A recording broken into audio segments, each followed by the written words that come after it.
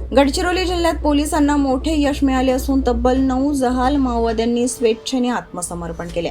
विशेष म्हणजे या सर्वांवर मिळून 30 लाख रुपयांचे बक्षीस जाहीर होते। आत्मसमर्पितांमध्ये 3 वरिष्ठ एसटीएम सदस्यांचाही समावेश आहे। महिला माओवादी शांती वजा वड्डे हिने AK-47 रायफलसह तर सुक्की कुंजाम हिने कार्बाईनसह पोलिसांसमोर शरणागती पत्करली। त्यांच्या माहितीनुसार कुमनार जंगल परिसरातून मोठ्या प्रमाणात शस्त्रसाठाही जप्त करण्यात आलाय। गडचिरोली पोलिसांच्या सातत्यपूर्ण कारवाई आणि प्रभावी मोहिमेमुळे माओवादी चळवळ दिवसेंदिवस कमकुवत होत असल्याचे स्पष्ट दिसत आहे। सध्या माओवादाचा प्रभाव केवळ सीमावर्ती भागापुरताच मर्यादित राहिला असून आत्मसमर्पण करणाऱ्यांची संख्या वाढत आहे। शासनाच्या पुनर्वसन धोरणाअंतर्गत आत्मसमर्पित माओवाद्यांना आर्थिक सहाय्य देण्यात येत असून मुख्य प्रवाहात येण्यासाठी त्यांना प्रोत्साहन दिले जात आहे। लोकराज्य टीव्ही न्यूज करिता गडचिरोली जिल्हा प्रतिनिधी आनंद हागावकर। जसे सर्वांना आता माहिती दिली आहे की 9 वरिष्ठ माओवादी कॅडर यांनी आज गडचिरोली पोलिसांनी CRPF समोर आत्मसमर्पण केलं आहे।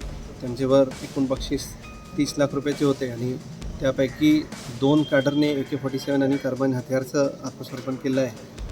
मोठ्या प्रमाणात आम्ही डंप त्यांच्याकडून जे विचारपूसमध्ये ते डंप आम्ही रिकवर केलेलं आहे महाराष्ट्र छत्तीसगड बॉर्डरवर। त्यामध्ये पण आम्हाला एक AK-47 आणि मोठ्या प्रमाणात शस्त्रसाठा जप्त झालेला आहे। 7 जे उर्वरित कॅडर ज्यांनी आत्मसमर्पण केलं आहे त्यांच्याबद्दल विचारपूसमध्ये त्यांनी 15 किलोमीटर बॉर्डरवरून नॅशनल पार्क एरियामध्ये ते डंप करून ठेवले होते हत्यार। ते बिजापूर पोलीससोबत शेअर करून त्या आधारेवर 2 SLR 4 303 आणि 2 सिंगल शॉट रायफल आणि 300पेक्षा जास्त लाईव्ह ॲम्युनिशन ते पण बिजापूर पोलीसने ते हस्तगत केलेलं आहे।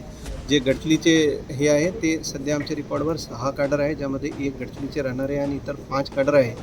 तर परंतु मागचे 10 दिवसमध्ये त्यांचे कोणतेही मूवमेंट गडचिरोली जिल्ह्याच्या सीमेमध्ये दिसून येत नाही आणि या म्हणण्यामध्ये हरकत नाही की आजचे दिवस जे आमचे 6 कॅडर रेकॉर्डवर आहेत त्यांनी आतापर्यंत आत्मसमर्पण केलेलं नाही आहे, ते अटक पण नाही झालं आहे। परंतु आर्म्ड युनिफॉर्म्ड कॅडर गडचिरोली जिल्ह्यामध्ये कोणतीही मूवमेंट पूर्ण जिल्ह्यामध्ये त्या अनुषंगाने नाही आहे। परत आम्ही जे उरलेला 6 कॅडर आहे त्यांना आम्ही विनंती करतो की ते महाराष्ट्र किंवा छत्तीसगडमध्ये जाऊन त्यांनी आत्मसमर्पण करून मुख्य धारामध्ये